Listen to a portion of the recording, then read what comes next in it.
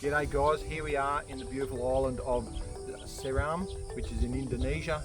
We're going to commission two of our Magnum Mulchers. They're going to be fitted to the Komatsu PC200 excavators. We've got two of them here.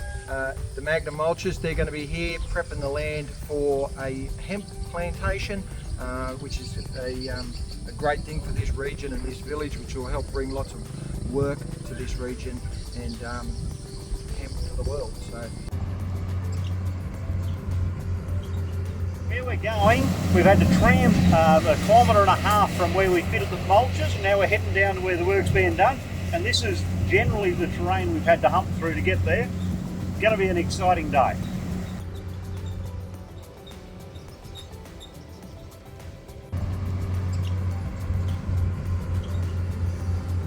Boys are out, they've been about an hour out there now, having a bit of a go, mulching up some stuff, just developing their techniques. Obviously it's a new attachment to them, so they need to get used to that, all the little quirks of that attachment and how it's going to suit in best with that machine. So we've finally got the case drain set up and operational.